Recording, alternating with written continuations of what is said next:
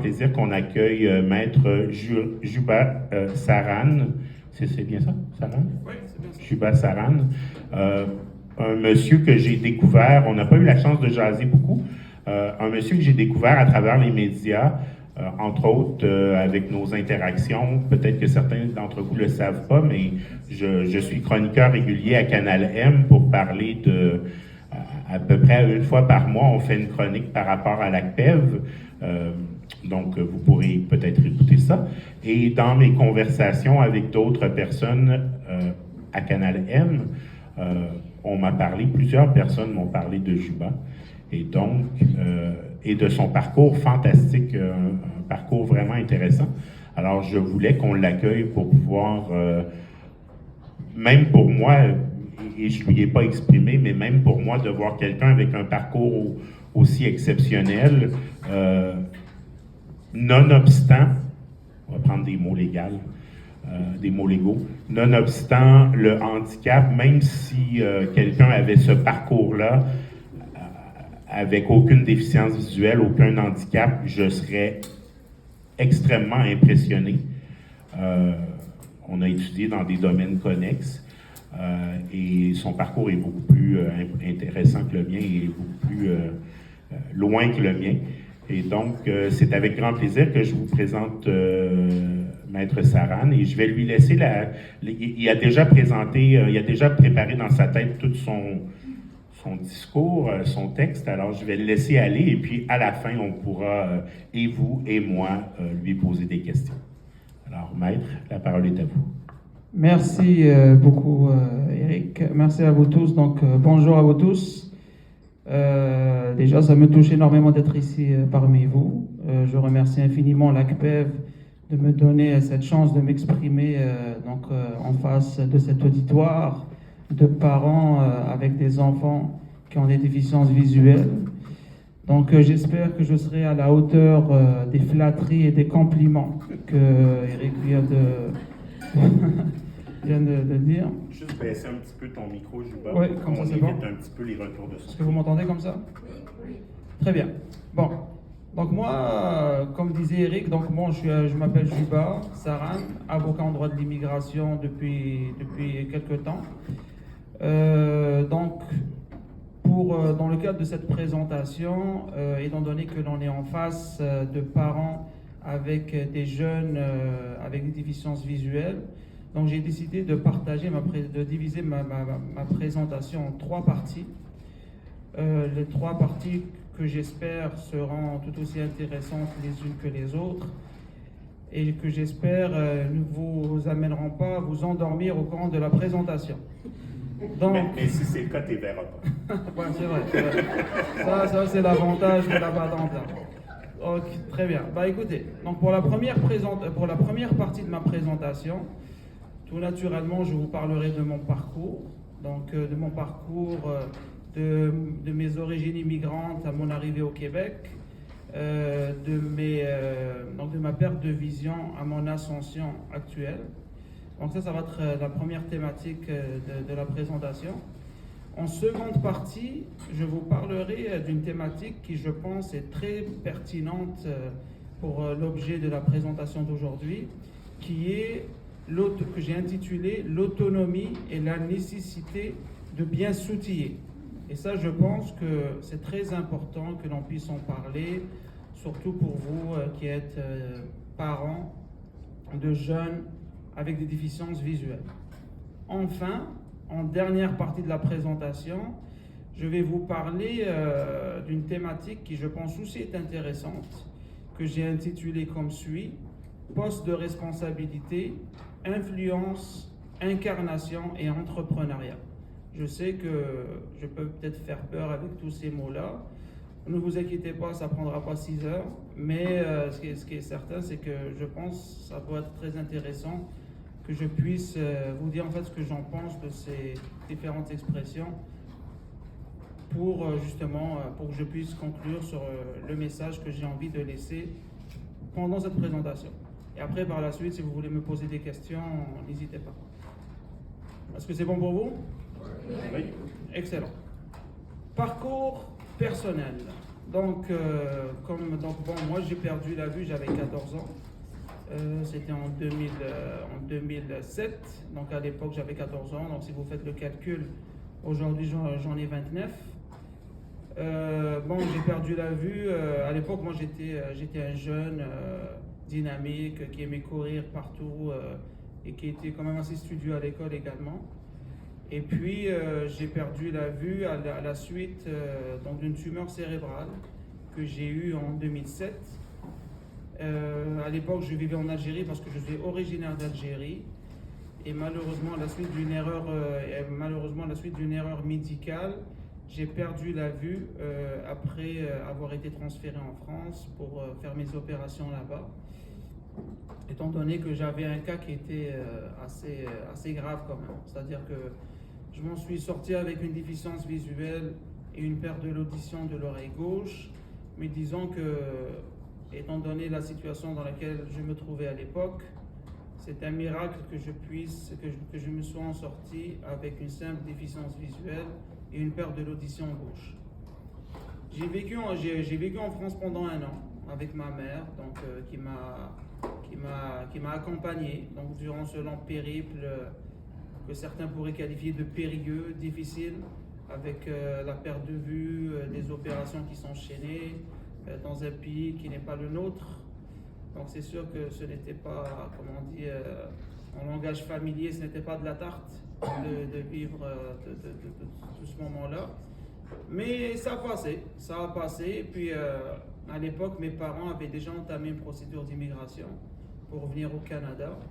Et puis, hasard de calendrier, l'année où je suis tombé malade, c'était l'année où mes parents avaient reçu un avis favorable pour pouvoir venir au Canada.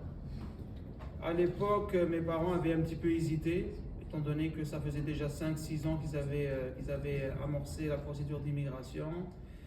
Et étant donné que j'étais tombé malade, moi et ma mère on était en France, mon père et mes autres frères étaient en Algérie.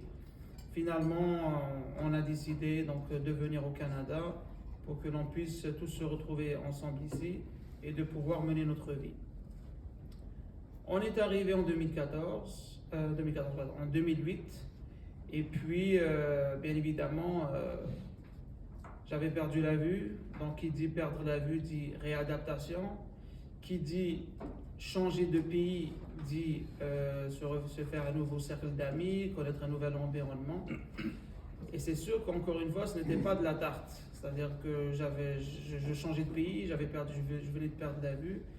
Donc ce n'était pas forcément ce qu'il y avait de plus facile de pouvoir surmonter toutes ces épreuves, d'autant plus que c'était toute la famille qui devait en fait apprendre à vivre dans ce nouveau pays qui nous avait désormais accueillis. Donc on est arrivé en 2008, j'ai pu intégrer l'école Jacques Ouellet pendant 3 ans, de 2008 à 2011. Et puis, je pense que heureusement que je suis passé par ce processus-là, parce qu'à Jacques Ouellet, j'ai pu me munir de tous les outils que j'avais besoin à l'époque pour pouvoir par la suite étudier et puis devenir ce que je suis aujourd'hui. Après Jacques Ouellet, comme tout le monde, j'ai intégré le secondaire 5 finalement à l'école Jacques Rousseau. Ça s'est bien passé. J'étais très bien accueilli, j'avais jamais vraiment eu de problème par rapport à ça. Par la suite, j'ai suivi, je pense, un cheminement qui est assez ordinaire, rien de très extravagant. J'ai fait mon cégep, j'ai fait mon baccalauréat en droit. Pourquoi ai-je fait le droit? Eh bien, parce que disons que moi j'ai toujours été quelqu'un de très pragmatique. Je pense que c'est très lié un petit peu à mon type de personnalité. Dès mon jeune âge, en fait, dès que j'ai perdu la vue et que je suis arrivé ici, j'ai compris très vite que pour pouvoir bien vivre, ou du moins vivre minimalement bien, avec ma déficience visuelle, il n'y avait pas 36 000 postes ou 36 000 possibilités qui s'offraient à moi. Et donc à l'époque, j'avais jugé que le droit était une des seules issues pour moi, pour me permettre de m'en sortir et de pouvoir vivre une vie épanouissante. Et aujourd'hui, je me rends compte que j'ai bien fait de faire ce choix, parce que le droit est une compétence qui est un domaine qui est transversal, surtout dans une société comme la nôtre, ici au Canada, parce que le droit est à la base de tout. Donc dès lors que l'on parle de quelque chose, on parle toujours du droit, des règles, de la législation, de la jurisprudence, etc. Et je pense que, surtout aussi du fait que moi je suis quelqu'un de très polyvalent, qui m'intéresse à beaucoup de choses, je pense que j'ai bien fait de suivre ce chemin-là. Je peux mettre ton micro un petit peu. Ouais, là c'est bon, vous m'entendez comme ça? Descendre un petit peu. Comme ça? Ouais, on va essayer comme ça. C'est bon. Par la suite, quand j'ai fini mon bac en droit, donc là on arrive en 2017, j'avais eu la chance déjà à l'époque d'avoir mon premier contrat professionnel pendant un été. Donc ça c'était à l'époque, j'ai eu la chance de faire un stage, de travailler pendant 3 mois à Bombardier, donc la grande compagnie d'aviation, donc ici à Montréal. Donc, ce qui m'a permis vraiment d'ouvrir les yeux sur beaucoup de choses, sur le monde, sur les entreprises, sur l'innovation, justement sur la construction d'avions. C'est-à-dire quand on voit ça, quand on y pense, quand on voyage d'un pays à l'autre et que l'on parcourt les océans, que l'on parcourt des milliers de kilomètres de terre à travers un avion qui vole dans les airs, un avion qui souvent est de la taille d'un immeuble. C'est quand même assez fascinant de voir ça. Et puis, quand j'ai travaillé à Bombardier, justement, j'ai pris pleinement conscience de ça. Comme justement de cette ingéniosité humaine qui, même si parfois elle a quelques côtés un petit peu sombres, il n'en demeure pas moins qu'on a une intelligence qui nous permet très souvent de nous surpasser et de créer des choses auxquelles souvent l'entendement nous laisse peu présager. Bon, donc j'ai passé par Bombardier, ça c'était en 2017, l'été 2017. Et par la suite, j'ai fait mon barreau. Donc mon barreau, ça c'est plus ou moins passé, c'est quand même bien passé. Disons que moi, j'ai jamais été quelqu'un de très brillant dans les études. C'est-à-dire, à part avant que je perde la vue, là, du moins quand j'étais au secondaire. Mais après, quand j'ai fait mon cégep et quand j'ai fait mon bac, j'avais des moyennes correctes, là, mais jamais été très brillant là-dedans. Et puis, d'ailleurs, quand j'ai réussi mon barreau, par contre, là, j'ai eu une chance inouïe qui m'a vraiment permis d'une certaine manière à ma vie de suivre un tout autre cours. Et ça, c'était en fait un stage, donc parce que je devais faire dans le cadre de ma formation du barreau, un stage pour compléter, pour acquérir le titre d'avocat. Et puis, j'ai eu la chance d'aller à l'Organisation internationale du travail. Donc, il y a une agence spécialisée des Nations Unies à Genève. Et puis, je vous dirais que c'était certainement une des plus belles expériences que j'ai vécues dans ma vie. D'ailleurs, déjà, pour la première fois, je partais vivre dans un autre pays que je ne connaissais pas, seul. Je partais en appartement pendant 9 mois. Dans une organisation internationale, donc on est en contact avec des gens du monde entier, avec des façons de penser différentes, avec des cultures différentes et avec des réalités différentes. Et puis, dans le cadre de ce stage, je devais travailler avec des représentants de gouvernement, des représentants d'organisations syndicales, patronales. Et durant cette expérience, j'ai vraiment ouvert les yeux sur le monde. C'est-à-dire là, j'ai vraiment compris à quel point le monde était vaste et à quel point, si l'on avait un minimum de détermination et de passion, que l'on pouvait faire beaucoup de choses dans cette vie. Donc vraiment, cette expérience a été un tournant pour moi. Un tournant non seulement du point de vue professionnel, mais aussi du point de vue humain, tout simplement.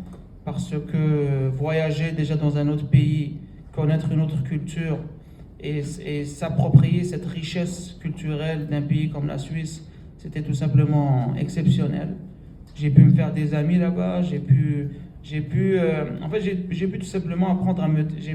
tout simplement apprendre à me connaître là-bas. Parce que je faisais des choses que je ne faisais pas ici. J'avais une autonomie que j'avais appris, que j'avais développée là-bas. Et puis, j'avais développé une énergie que je n'aurais jamais pensé avoir. Parce que vous savez, quand on voyage, très souvent, sous l'effet de l'adrénaline, même si c'est très fatigant un voyage, on a tendance à toujours sortir, à toujours marcher des kilomètres et des kilomètres, jour après jour, et on a tendance, et ce, sans s'arrêter, parce que justement l'adrénaline fait en sorte que l'on ne ressent pas la fatigue jusqu'au moment où le voyage finit. Et moi, figurez-vous que c'était le cas pendant 9 mois. Donc, c'était le cas pendant 9 mois, et d'ailleurs, parfois, quand ça m'arrivait justement de me fatiguer, ça m'arrivait de dormir pendant 15 heures, là, c'est-à-dire quand ces moments-là arrivaient. Donc, c'est dire à quel point j'avais vécu 9 mois vraiment exceptionnels. Et en fait, qu'est-ce qui s'était passé par la suite? C'est que ce contexte m'avait tellement plu que je voulais rester.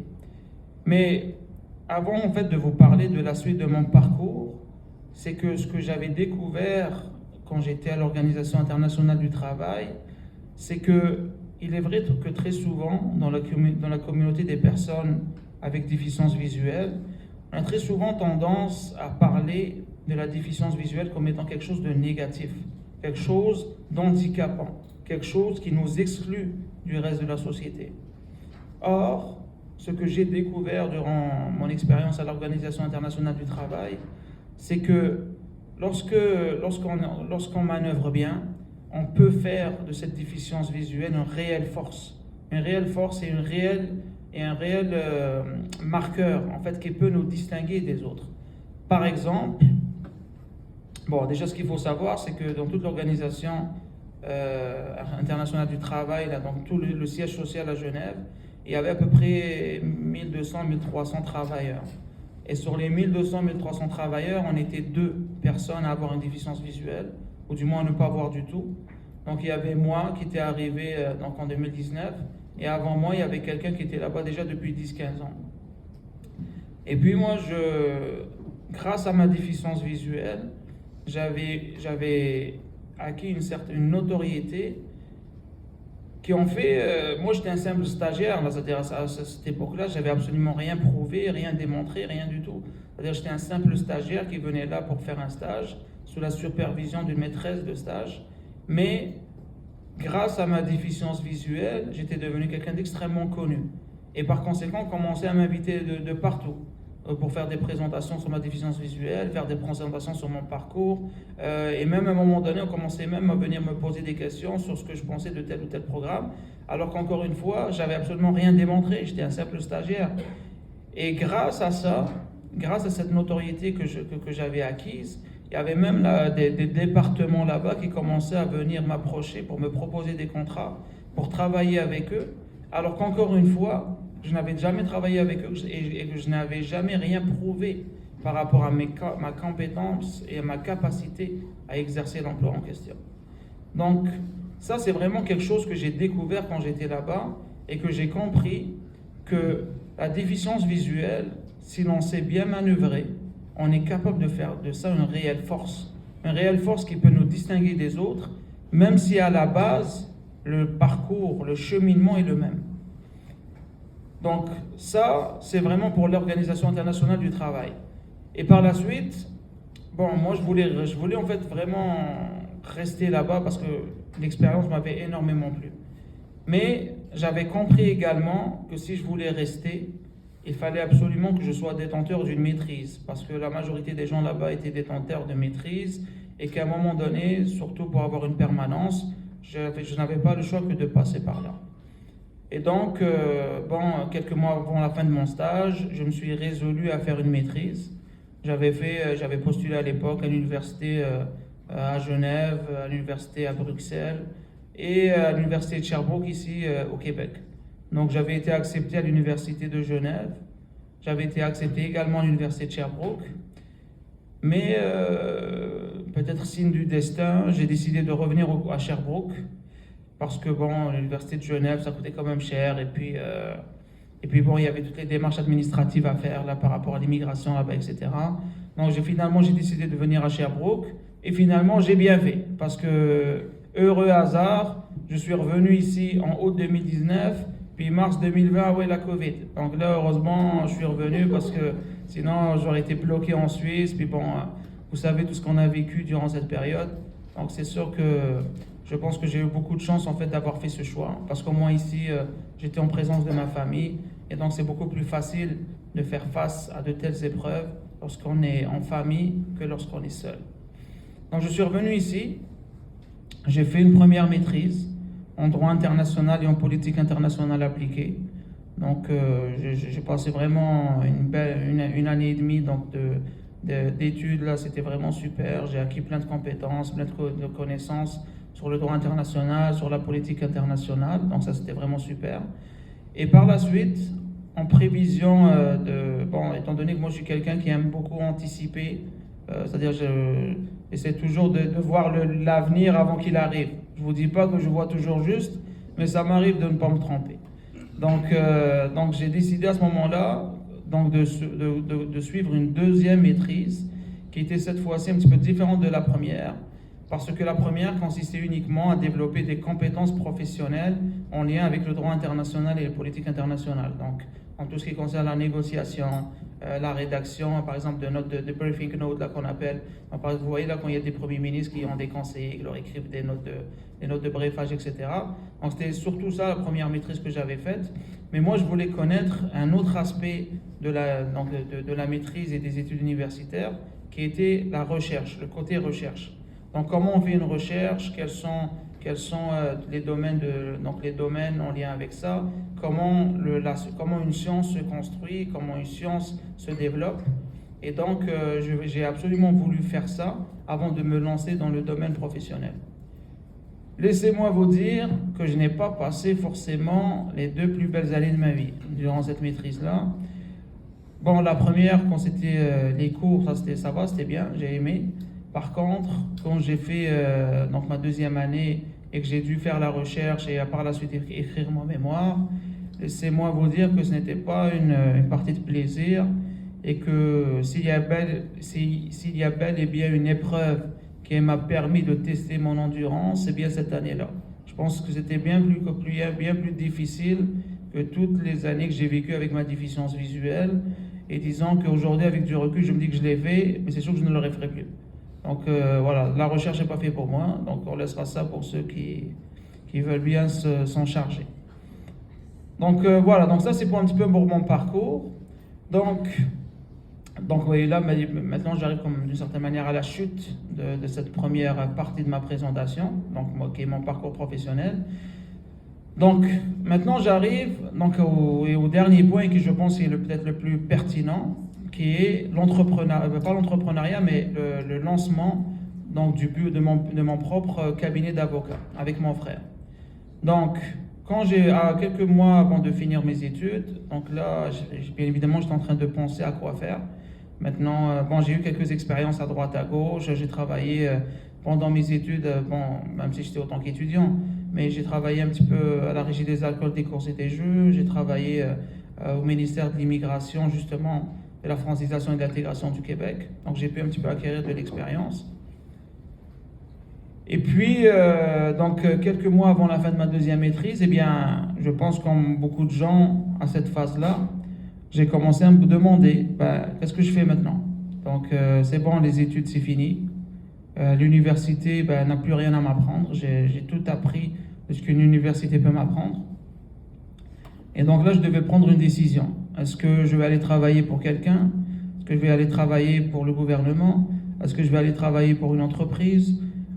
Ou est-ce que je vais lancer ma propre affaire? Et c'est sûr que notre premier réflexe dans ce genre de situation, ce n'est pas forcément de se lancer en affaires, d'autant plus que même à titre privé, je ne suis pas forcément issu d'une famille qui justement, quoique mon grand-père, c'est vrai qu'il avait sa propre entreprise, etc. Mais, c'est-à-dire dans mon entourage proche et direct, je n'étais pas entouré de personnes qui avaient des business ou qui avaient lancé leurs propres affaires. Donc, c'est sûr que dans un premier temps, peut-être que mon premier réflexe était de travailler quelque part, donc dans la fonction publique, ou etc., ou quelque chose comme ça. Finalement, donc autour d'un café, d'un thé avec mon frère, un soir du mois de septembre 2022, eh bien, on a décidé de se lancer en affaires. Donc là, on est issus de l'immigration tous les deux. Moi, j'ai travaillé un petit peu dans l'immigration. Mon frère a travaillé dans le développement des affaires. Et là, on s'est dit, pourquoi pas nous? Pourquoi pas nous? Pourquoi ne pas créer notre propre entreprise, gérer nos propres affaires et générer nos propres revenus? Donc, c'est comme ça que ça a commencé.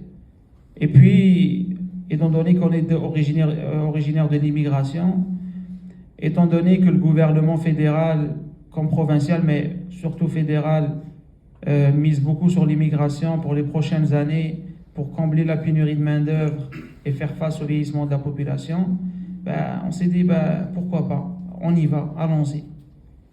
Ça a commencé dans un sous-sol, donc à la maison. Donc on a commencé comme ça, pour amener les premiers clients. Et puis, quelques mois après, maintenant, on a notre propre bureau. Donc maintenant, on a notre propre bureau sur la rue Chambly. Donc on a créé 2 entreprises. Moi qui travaille dans le droit de l'immigration, donc je fais les procédures avec des adjointes qui travaillent pour moi. Et puis mon frère qui a créé sa propre agence de recrutement pour justement ramener de la main-d'œuvre étrangère à nos entreprises québécoises qui font face à de grands défis par rapport à ça, qui ont besoin de main-d'œuvre pour créer de la richesse, pour nous permettre de garder donc le mode de vie que l'on a dans notre pays et qui nous permettent également de produire la richesse que l'on a besoin pour pouvoir vivre et vivre dignement. Donc voilà un petit peu mon parcours. C'est sûr que je vous dis pas que ça a été toujours, je vous dis pas que la vie a toujours été rose pour moi, mais malgré les embûches, malgré les obstacles, disons que j'ai toujours pu faire face à tout ça. Et je pense que si je devais résumer mon parcours, je pense que je pourrais utiliser 2 mots pour décrire mon ascension. 1, la détermination. 2, la passion. Quand on est déterminé, j'aime autant vous le dire qu'il n'y a rien qui peut nous arrêter. Et quand on est passionné, il n'y a rien qui peut nous empêcher d'atteindre nos objectifs, nos ambitions, nos rêves. Parce que quand on est passionné, on ne compte pas. On ne compte pas le temps qu'on met dans le travail que l'on opère. Quand on est passionné, on a tendance à toujours vouloir faire et refaire jusqu'au moment où on réussit. Et je pense que, de façon générale, la passion, la détermination, ce sont 2 choses qui caractérisent souvent ceux qui vont très loin dans la vie. Donc voilà pour cette première partie qui est consacrée à mon parcours personnel. En deuxième partie, donc maintenant on rentre dans la deuxième partie, et je pense que là ça va un petit peu intéresser les parents que vous êtes. C'est donc la partie que j'ai intitulée, comme je l'ai dit en début de présentation, l'autonomie et la nécessité, le besoin de bien s'outiller quand on a une déficience visuelle. Qu'est-ce que je veux dire par là? Et ça, bien évidemment, je vais vous parler un petit peu de mon expérience personnelle, parce que je pense qu'on est là aussi pour ça. Parler de nos expériences personnelles et partager ce qu'on appelle dans le monde de l'entreprise les bonnes pratiques, pour justement peut-être un petit peu, que l'on puisse un petit peu s'inspirer les uns des autres pour pouvoir justement peut-être aider nos jeunes à développer les bonnes habiletés pour pouvoir développer leur autonomie. Donc, moi je pense ce qui m'a énormément sauvé, ou du moins ce qui m'a permis peut-être d'avoir le parcours que j'ai, c'est que depuis mon jeune âge, j'ai eu la chance d'être très bien entouré. Et très bien entouré de la part de mes parents, bien évidemment de mes frères. Et je pense que s'il y a un service que mes parents m'ont rendu, c'est qu'ils m'ont jamais dit de ne pas faire, ou ils m'ont jamais dit que tu n'es pas capable ou que tu ne peux pas. Je pense que ça, c'est très important à comprendre. C'est que quand on est jeune, quand on est enfant, quand on arrive à l'âge de l'adolescence, il y a quelque chose qu'il faut absolument développer, qui est la confiance. La confiance en ses capacités. Et je pense que c'est sûr que quand on est parent et que l'on ne connaît pas la problématique de la déficience visuelle, je pense qu'on a très souvent tendance à essayer de sécuriser le plus possible l'environnement du jeune, à faire en sorte que le jeune ne se connaisse jamais, ne se fasse jamais mal. Quand il y a des choses que l'on pense que le jeune n'est pas capable de faire, eh bien on va lui dire tu ne dois pas faire ça parce que tu n'en es pas capable ou que tu ne peux pas. Et je pense que ça, ce sont des mots qu'il faut absolument proscrire. Je ne pense pas qu'il faille dire aux jeunes de ne pas essayer ou de ne pas faire. Mais je pense qu'il faut amener le jeune à développer comme sa réflexion, son esprit critique et son discernement pour justement arriver à son objectif tout en faisant en sorte de toujours sécuriser ses façons de faire. Par exemple, si, je sais pas moi, bon, un exemple, c'est vrai que j'avais pas pensé à l'exemple avant la présentation, donc vous m'excuserez pour ça, mais ce que je veux dire par là, c'est que si vous avez des enfants qui viennent vous dire « Ah, papa, j'ai envie de faire ceci » ou « Maman, j'ai envie de faire cela », je pense que si vous voyez qu'il y a un danger derrière, je pense que le secret ou que la chose qu'il faut faire dans ce genre de moment, c'est justement d'inciter le jeune à réfléchir. Ok, tu as envie d'arriver à cet objectif, très bien. Maintenant, comment tu comptes faire ça? Toi, tu as une déficience visuelle, tu ne vois pas, mais comment tu comptes faire ça? Quels sont les différents scénarios qui s'offrent à toi? Si tu fais ça, qu'est-ce qui va arriver? Si tu fais ça, comment ça va se passer?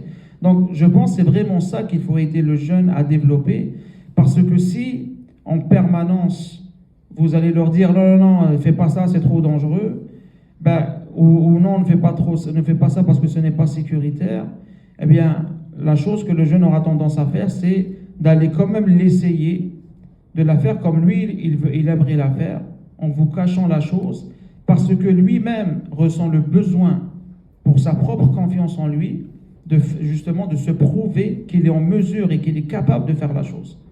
Et ça, je pense que, et si le jeune est amené à arriver à ce genre d'extrémité, il pourrait à ce moment-là faire des choses qui pourraient vraiment devenir dangereuses à ce moment-là. Moi, je vous donne un exemple. Moi, quand j'ai fini mon barreau, je voulais absolument me prouver à moi-même que j'étais capable de voyager seul. Parce que longtemps, on me disait non, tu ne peux pas voyager seul, c'est difficile, etc. Et justement, pour être en mesure de me prouver que oui, je suis capable et de gagner cette confiance en moi que peut-être que je manquais à l'époque, j'ai fait mon premier voyage seul en Italie, dans un pays que je ne connaissais pas, avec une langue que je ne maîtrisais pas.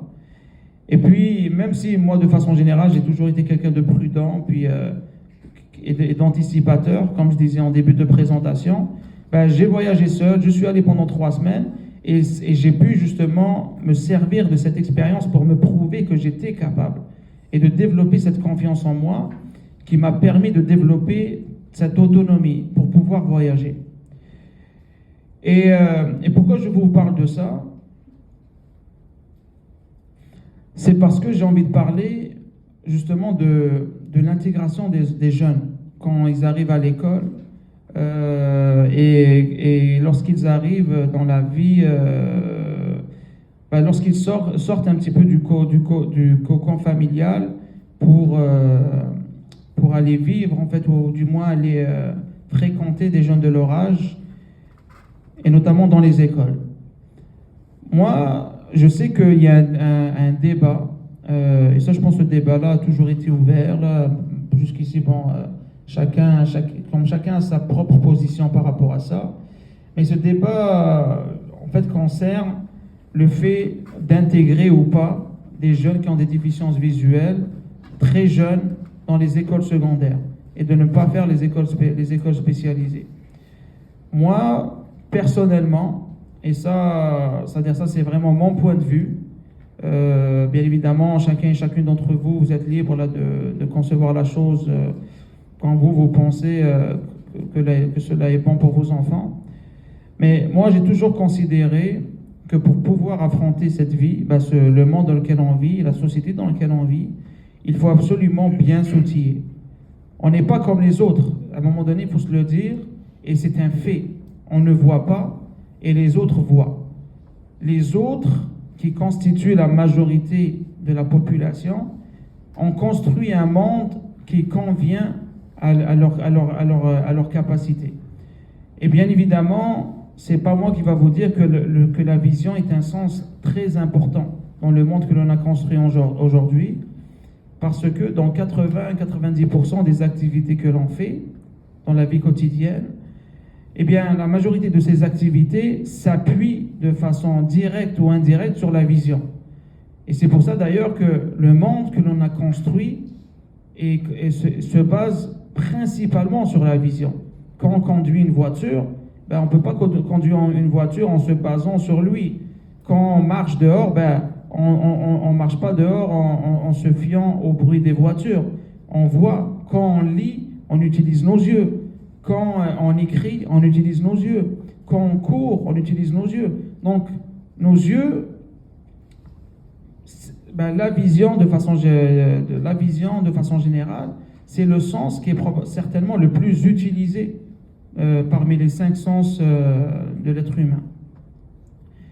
Et c'est sûr que, sachant cette réalité, le monde dans lequel on vit est basé grandement sur la vision. Et nous, qui ne voyons pas, c'est sûr qu'en partant, on part avec un très grand désavantage, parce qu'on évolue dans un monde qui n'est pas adapté à nous.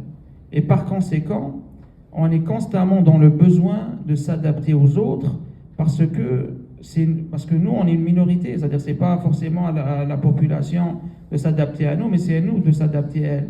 Même si la population, de façon générale, fait des efforts, mais n'en demeure pas moins que nous aussi, on a notre part de responsabilité là-dedans, et que nous aussi, on doit s'arranger pour faire en sorte d'être bien intégrés dans la société. Aujourd'hui, on a la chance de vivre une ère historique, qui est l'ère technologique.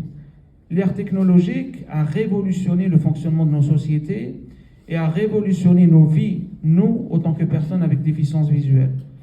Parce que, avant, c'est vrai qu'il y a eu le braille, donc avec Louis Braille dans les années 1800, qui a permis aux personnes avec déficience visuelle de développer des méthodes pour pouvoir lire et écrire, mais il n'en demeure pas moins que ce mode de transmission, d'écriture n'était pas quelque chose qui était accessible aux personnes qui voyaient.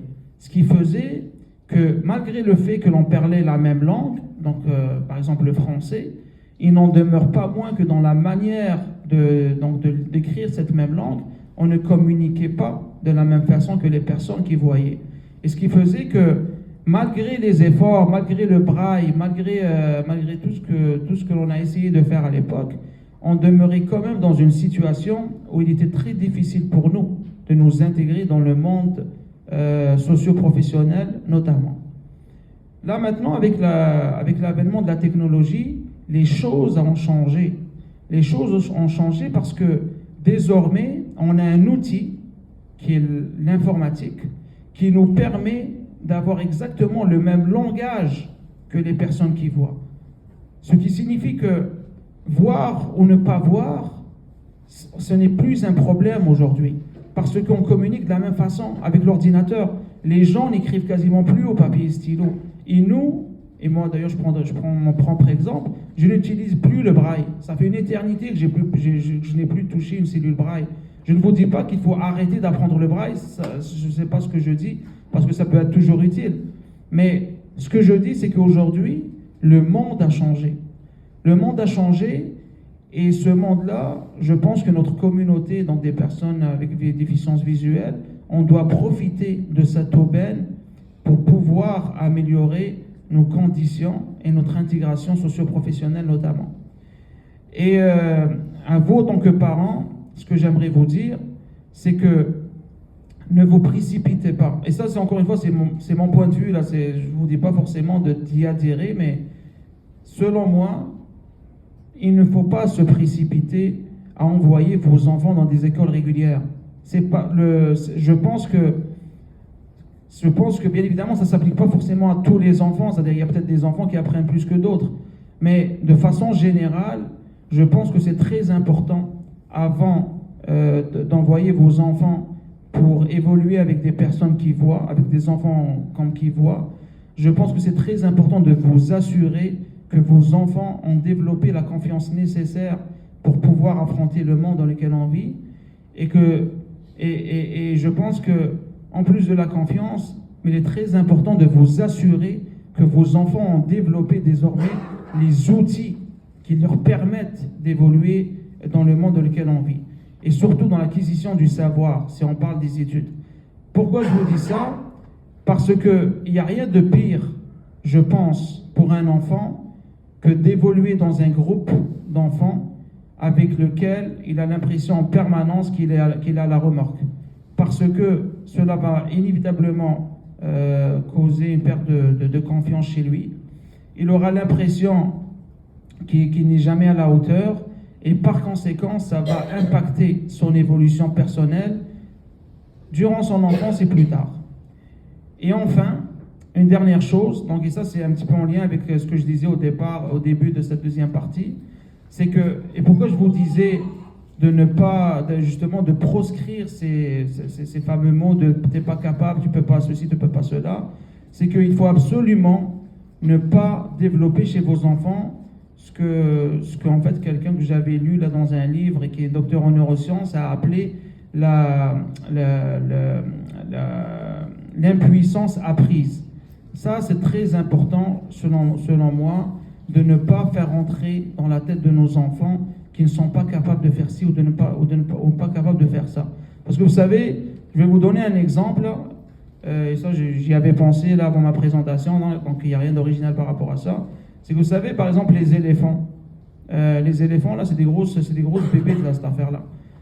Comment nous, les êtres humains, on a réussi à les dompter avec le temps? C'est que lorsqu'ils naissent, les éléphants sont petits, donc là, ça va, ils sont d'une certaine manière de taille humaine. Et puis, pour justement s'assurer que plus tard, lorsqu'ils deviennent plus grands, plus massifs, qu'ils ne puissent pas justement s'échapper ou ne puissent pas se révolter contre l'être humain, ben, qu'est-ce qu'on fait aux éléphants dès leur jeune âge? C'est qu'on leur met des chaînes autour de leur cou, on les attache, comme ça, lorsqu'ils essayent de s'échapper, ben, ils ne parviennent pas. Et à un moment donné, à force d'essayer, ben, ils finissent par comprendre que, du moins, ils finissent par associer la chaîne au fait de ne pas pouvoir s'échapper de ces chaînes-là. Et cela fait que même plus tard, lorsqu'ils deviennent plus massifs, ben, ils n'essayent plus. Ils n'essayent plus de s'échapper dès lors qu'ils ont la chaîne autour d'eux, parce que dans leur subconscient, ils intègrent que la chaîne est synonyme d'impossibilité de pouvoir s'y échapper. C'est la même chose pour l'éducation des enfants. Il ne faut pas leur faire entrer dans leur tête qu'ils ne sont pas capables. Au contraire, il faut toujours les encourager à avoir de l'ambition, à rêver, à être passionnés des choses qu'ils font, et à toujours les encourager à aller plus loin.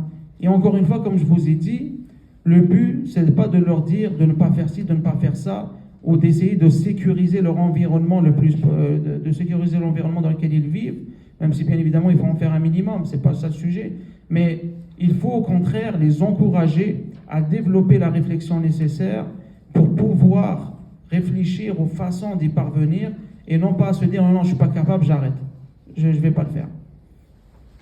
Donc voilà en ce qui concerne ma deuxième partie. Et moi, encore une fois, comme je vous ai dit, c'est que moi, vraiment, ce qui m'a sauvé, c'est le fait que mes parents m'ont toujours poussé à aller plus loin, à développer ma confiance et à toujours avoir foi en mes capacités. Donc voilà en ce qui concerne la deuxième partie. On arrive à la fin, donc à la troisième partie. Et cette troisième partie, elle est en lien, bien évidemment, avec l'éducation. L'éducation, peut-être c'est un petit peu prétentieux de ma part de parler d'éducation, là, mais c'est juste des conseils en lien avec ma propre expérience personnelle. Donc la troisième partie que j'ai intitulée poste de responsabilité, influence, incarnation et entrepreneuriat. Ce que je constate aujourd'hui, c'est qu'on est peu nombreux dans la communauté des personnes avec déficience visuelle, mais je dirais même dans la communauté des personnes avec des handicaps tout court. On est peu nombreux à... Bon, moi je m'inclus là-dedans, là, peut-être c'est un petit peu prétentieux aussi encore une fois, mais c'est-à-dire on est peu nombreux à... Comment dire? Ça veut dire... des exemples comme moi ou d'autres, je ne suis pas le seul, là, d'autres avocats qui ont des handicaps ou d'autres personnes qui sont médecins qui ont des handicaps, etc. C'est-à-dire d'autres personnes qui ont des handicaps qui ont réussi dans diverses sphères d'activité.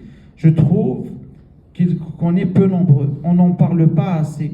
Et par conséquent, les jeunes, lorsqu'ils grandissent, très souvent, ils se trouvent dans une situation où ils n'ont pas d'incarnation. C'est-à-dire, ils voient la télé, ils voient qu'il y a des stars à Hollywood, qu'il y a Rihanna et Shakira dans la musique, ils voient qu'il y a des grands sportifs, etc. Mais il n'y a pas d'incarnation dans le monde du handicap, ou du moins on n'en parle pas assez. Et moi, je pense que aujourd'hui, à l'ère des réseaux sociaux, à l'ère justement de la circulation de l'information à la vitesse de la lumière, je pense qu'on aurait tout intérêt à mettre de l'avant les différentes réussites de personnes avec différents handicaps pour inspirer nos jeunes. Parce que très souvent, et moi ça je m'en rappelle quand j'étais à Jacques Ouellet ou quand j'étais au secondaire, j'avais mon idée d'être avocat, mais je connaissais personne qui avait fait ça. Et je connaissais pas de personnes avec une déficience visuelle qui avaient réussi dans tel ou tel secteur. Ce qui fait que très souvent, on avance dans le flou. C'est-à-dire, on dit, ok, je vais essayer ça et je vais voir ce que ça va donner. Et même très souvent, ça peut même nous arriver de nous inspirer de personnes qui voient, mais encore une fois, c'est-à-dire eux, ils ont réussi d'une certaine manière, avec leur propre méthode, leur propre façon de faire. Mais nous, même si on a envie de s'y inspirer, étant donné qu'on ne voit pas, on se retrouve dans une situation où on a envie d'arriver au même résultat, mais on ne sait pas comment faire. Et je pense que c'est très important de faire en sorte qu'il y ait des incarnations.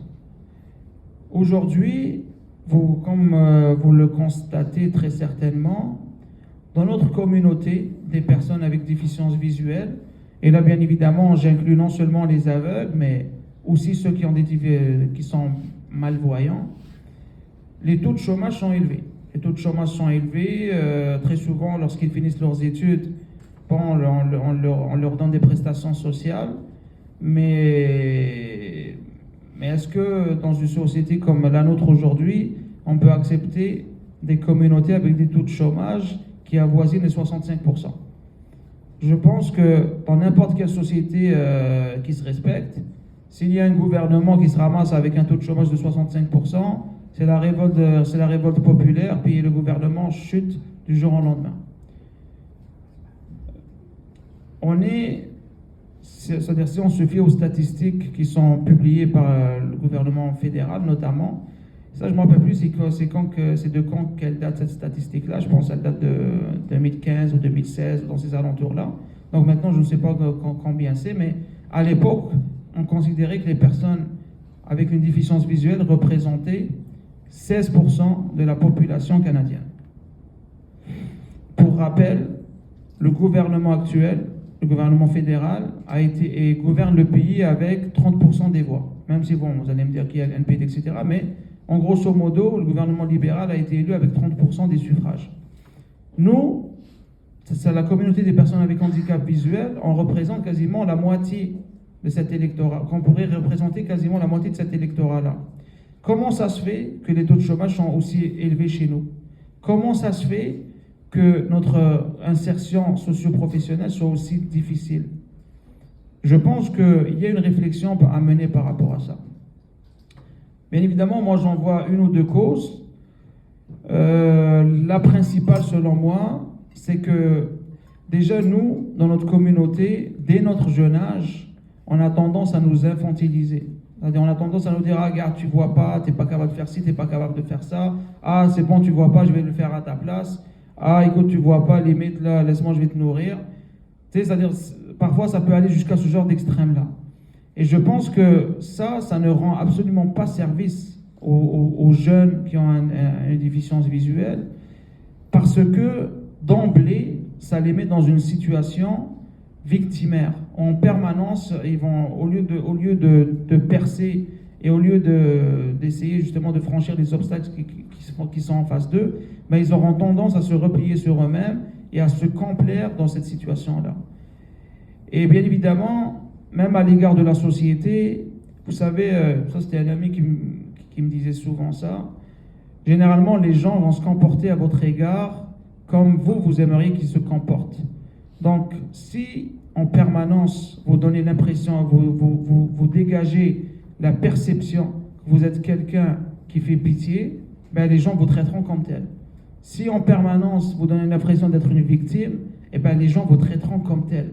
C'est comme ça que ça se passe. C'est-à-dire ça, c'est l'être humain, et puis on ne peut pas changer grand-chose avec ça. Et je pense qu'il y a un travail à faire dans notre communauté par rapport à ça, justement d'inculquer à nos jeunes regarde là, tu as une déficience visuelle, ok, il n'y a pas de problème. Mais aujourd'hui, il n'y a rien qui t'empêche de percer. Tout est possible. Il faut juste vouloir, il faut juste avoir la détermination d'aller jusqu'au bout. D'où l'intérêt d'avoir un cercle familial qui pousse dans ce sens-là. Et l'exemple que je donne souvent, lorsque je parle de la situation des personnes qui ont une déficience visuelle, cette communauté-là, j'aime souvent utiliser l'exemple de la situation de la femme, c'est-à-dire des femmes, du moins de la situation sociale des femmes depuis 100, 150 ans jusqu'à aujourd'hui, ici au Québec. Ben, comme je rappelle souvent, au Québec, il y a une centaine d'années, il y a même, en tout cas, je ne me rappelle plus, là, c'était à la fin du 20e, c'était au début du 20e ou à la fin du 19e siècle. Il y avait à l'époque, il y avait un jugement, à l'époque, il y avait eu un litige là, près des instances, et il y avait eu un jugement, donc un jugement là en droit, qui avait été rendu par le conseil privé, si je me rappelle bien, le conseil privé à Londres, qui était encore à l'époque là l'instance suprême ici au Canada, donc d'un point de vue judiciaire, où l'on se demandait si le mot personne dans la Constitution canadienne incluait les femmes ou pas. Je vous mets en contexte, c'est qu'à l'époque, il y avait une femme, une ou deux femmes, je pense, je ne me rappelle plus, qui voulaient être sénatrices. Et en fait, on se demandait si le mot personne dans la Constitution incluait les femmes ou pas. Ça remonte à il y a 130, 140 ans. 130, 140 ans dans l'histoire humaine, c'est hier matin. C'est-à-dire, c'est rien. Ça ne fait pas longtemps. Et à l'époque, en fait, si je vous donne cet exemple-là, c'est pour vous illustrer la situation des femmes il y a 120, 130 ans, et là où nous en sommes rendus aujourd'hui. Et même pour ceux qui ne le savent pas, il n'y a pas plus tard qu'en 1964, les femmes ne pouvaient même pas encaisser leur chèque par elles-mêmes sans l'assentiment de leur mari. Je vous rappelle qu'avant 1940, les femmes n'avaient pas le droit de vote au Québec. Et regardez depuis tout le chemin parcouru. Pourquoi cela? De mon point de vue, c'est parce qu'il y a eu des mouvements de femmes qui à un moment donné disent c'est bon, ça suffit, on va se mobiliser et c'est pas vrai qu'on va pas prendre notre place dans la société. C'est pas vrai qu'on va pas nous instruire, qu'on va pas nous éduquer. C'est pas vrai qu'on va pas avoir des postes de responsabilité comme les hommes. Et de fil en aiguille, certaines femmes ont commencé à prendre des postes de responsabilité. Ces femmes-là commençaient à placer d'autres dans des postes semblables. Et petit à petit, aujourd'hui, les femmes sont partout dans la société, ce qui est une bonne chose. Et même cela nous a amené dans un ordre professionnel comme le barreau, par exemple, où depuis, et ça encore une fois, excusez-moi là, pour mon imprécision par rapport aux statistiques, mais j'avais lu un article là, de Droit Inc. il y a, je pense, 2 ans ou 3 ans, où pour la première fois, le nombre de femmes, le nombre d'avocats femmes était plus nombreux que le nombre d'avocats hommes. Donc, on voit le chemin parcouru. Ne serait-ce que quand Pauline Marois a été élue en 2012, pour la première fois au Canada, il y avait que sur les 10 provinces, il y avait 5 ou 6 femmes qui étaient premières ministres. Et ça, ça veut dire ça, c'est un travail de longue haleine, mais qui a donné aujourd'hui ses résultats. Et je pense que aujourd'hui, nous, dans notre communauté, on doit suivre un chemin semblable. Ça veut dire encourager nos jeunes à percer dans différents domaines, à devenir des références dans leur domaine de compétences, à profiter de l'exposition que l'on peut avoir aujourd'hui dans les réseaux sociaux, dans les médias, dans la presse, etc., pour parler de notre histoire, parler de notre narratif, c'est de notre vécu d'une certaine manière, pour inspirer nos jeunes, pour justement développer notre communauté, améliorer notre situation socio-professionnelle et suivre le chemin comme celui qui a été suivi par les différents mouvements féministes à l'époque et les femmes de façon générale. Donc voilà en ce qui concerne ma troisième partie. Donc maintenant, voilà, pour conclure ma présentation, ne désespérez pas, ok, voilà, ok. Avoir une déficience visuelle, c'est pas la fin du monde, surtout aujourd'hui avec la technologie, etc. Poussez vos jeunes, inspirez, dites-leur de toujours être ambitieux, de croire en leurs rêves, incitez-les à découvrir différents horizons, incitez-les à trouver leur passion, à trouver leur chemin, et puis encouragez-les à toujours aller plus loin. Donc voilà, merci pour votre attention, et puis si vous avez des questions, je suis disponible. Merci à vous. Merci.